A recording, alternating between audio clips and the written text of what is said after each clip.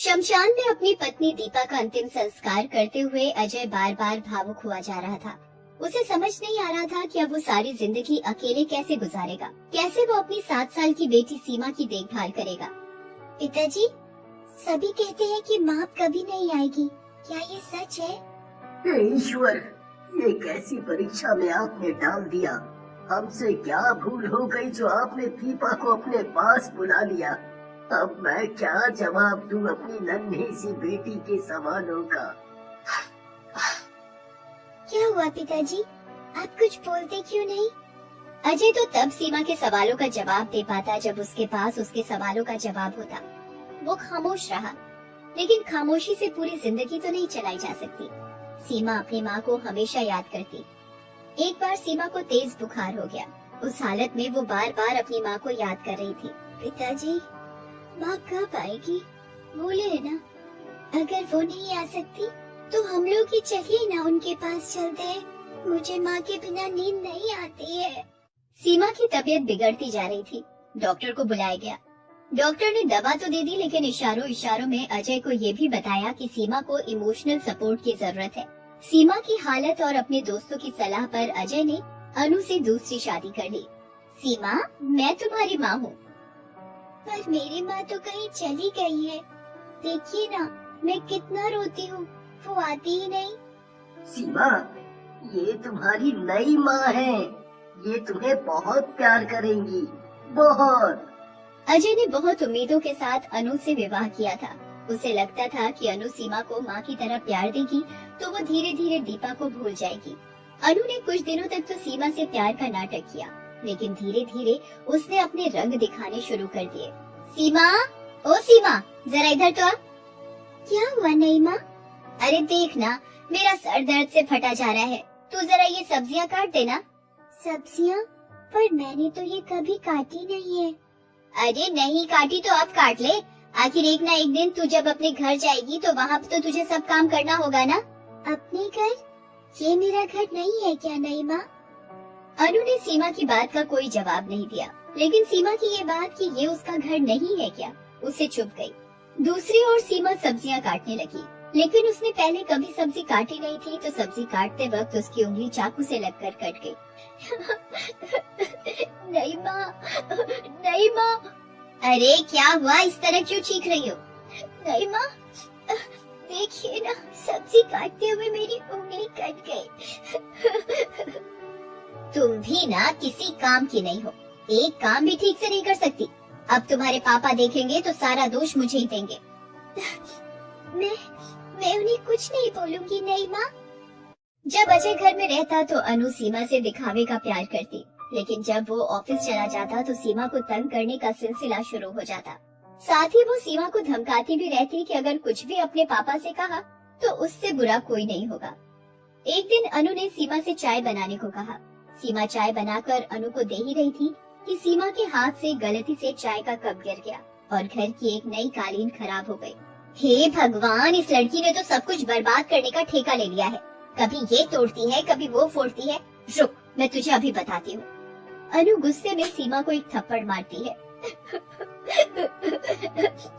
अरे नहीं माँ, मैं अभी ये सब साफ कर देती हूँ।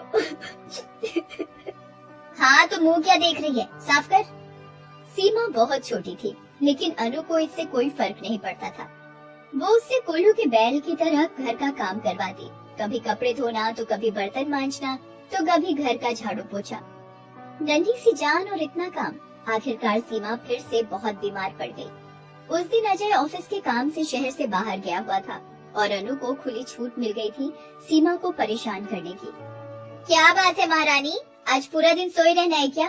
आज मेरी तबीयत बिल्कुल ठीक नहीं लग रही है। क्या हो गया तुम्हारी तबीयत को? अच्छी भली तो दिख रही हो। नहीं माँ, मुझे तेज बुखार है। वाह रे वाह, बहाने तो देखो इसके, तेज बुखार है। रुको, तुम्हारे बुखार की ऐसी दवा मेरे पास है जिसको खाने के बाद ना तुम्हारा बुखार पल में गायब हो जाएगा। अनु ने उस दिन अत्याचार की इंतहा कर दी। उसने ठंडा पानी लाकर सीमा के बदन पर डाल दिया। वो बेचारी थर थर कांपने लगी। उसका बुखार और भी बढ़ गया और वो बेहोश हो गई। उसी समय अजय भी घर वापस आ गया। अजय को देखते ही अनु की सिट्टी पिट्टी गुम हो गई लेकिन उसने चालाकी से काम लिया और झूठ मूठ का दुखी होने का नाटक करने लगी।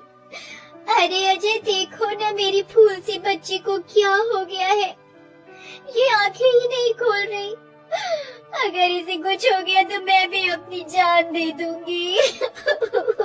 अरे अनु, ऐसा मत कहो। मैं जानता हूँ तुम सीमा को कितना प्यार करती हो। सीमा की हालत बिगड़ती ही जा रही थी। सीमा को अस्पताल के आईसीयू में एडमिट कराना पड़ा। उसी रात जब अजय अस्पताल के कॉरिडोर में घूम रहा था तो उसे किसी औरत के रोने की आवाज आई। वो आवाज की दिशा में गया। कौन कौन है वहाँ?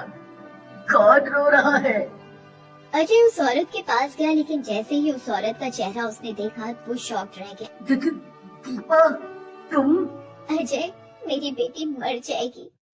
मैंने तुम्हारे भरोसे उसे छोड़ा, लेकिन तुम लोगों ने उसे इस हालत में डाल दिया। लेकिन मैं छोड़ूंगी नहीं। मेरी बेटी को इस हालत में पहुंचाने वालों को मैं छोड़ूंगी नहीं। इसके बाद दीपा की आत्मा अजय के शरीर में प्रवेश कर जाती है। अगले दिन जब अनु सो रही थी तो अजय उसके पास आया। अनु, अनु, उठो ना अनु। अरे अजय, आप कब आए हॉस्पिटल से? अब कैसी है मेरी बेटी? पूरी रात मुझे नींद नहीं आई। तुम प्यार जो उसे इतना करती हो। सुनो ना, मैं बहुत थक गया हूँ, जरा मेरे लिए चाय बना दो ना। अभी लाई। अनु चाय बनाने किचन में गई, लेकिन जैसे ही उसने गैस ऑन किया पीछे से अजय आ गया, जिसके हाथों में वही कालीन थी जिस पर सीमा के हाथों से चाय गिर गई थी। अरे तुम ये कालीन क्यों उठा लाए? क्योंकि ये कालीन तुझे मेरी बेटी से ज्यादा प्यारी है ना। इस पर जरा सी चाय गिर गई तो तुमने उस मासूम पर अपना हाथ उठाया। ये तुम क्या कह रहे हो अजय? क्यों, सच कड़वा लगा क्या? मैं नहीं जानती तुम क्या कह रहे हो। मुझे तो लगता है किसी ने तुम्हारे कान भर दिए। अनु ने अभी अपनी बात खत्म भी नहीं की थी कि अजय ने एक जोरदार चांटा उसे मारा। ये तुम क्या कर रहे हो? कहीं पागल तो नहीं हो गए हो तुम? उसके बाद अजय ने वहाँ फलों की टोकरी से चाकू को उठाया और अनु के पास गया। जब मेरी बेटी की उंगली इस चाकू से कट गई थी तो तुमने उसे दवा लगाने के बजाय जली कटी सुनाई। चलो, अब मैं तुम्हारी उंगली इस चाकू से काटता हूँ, देखता हूँ अब तुम्हारा रिएक्शन क्या आएगा। हाँ? अजय ने जैसे ही चाकू से अनु की उंगली काटने की कोशिश की वो जोर जोर से चीखने लगी। बचाओ बचाओ, मेरे पति का दिमाग खराब हो गया है, बचाओ। दिमाग मेरा खराब हुआ है या तेरा? जब बुखार से तपती मेरी बेटी पर तूने ठंडा पानी डाल दिया। कौन हो तुम? तुम्हें ये सब कैसे पता? तभी दीपा का भूत अजय के शरीर से बाहर निकल आता है। उसे देखकर अनु की हालत काटो तो खून नहीं वाली हो जाती है। दीपा तुम? क्यों अनु, क्यों? तुम एक औरत ही हो ना? क्या औरत का दिल ऐसा होता है?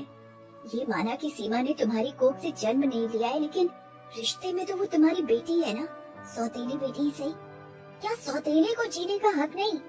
उसे खुश होने का हक नहीं? क्या गलती है मेरी मासूम बेटी की जो तुमने उसे ऐसी सजा दी कि वो अस्पताल के आईसीयू में है? तुम तो नई माँ हो ना उसकी। क्या कोई माँ इतनी निर्दयी हो सकती है? बस करो दीपा, अब कुछ मत कहो। मेरी गलती के लिए तो तुम क्या कोई भी माँ मुझे माफ नहीं करेगी। पता नहीं मुझे क्या हो गया था जो मैं उस मासूम के लिए इतनी जालिम बन गई। मेरी गलती माफी के लायक नहीं है, फिर भी मैं हाथ जोड़कर तुमसे विनती करती हूँ, मुझे माफ कर दो। सीमा मेरी बेटी है, मैं अपनी बेटी को कुछ नहीं होने दूंगी, कुछ नहीं होने दूंगी। अनु तुरंत अजय के साथ अस्पताल गई। वहाँ उसने सीमा की खूब देखभाल की। उसकी सेवा, प्रार्थना और डॉक्टरों की मदद से सीमा जल्दी घर आ गई। अनु का दिल अब बदल गया था। सीमा को अब वो सौतेली नहीं अपनी बेटी मानकर पालने लगी। सीमा भी अब खुशी खुशी उनके साथ रहने लगी। अब वो उसकी नई माँ नहीं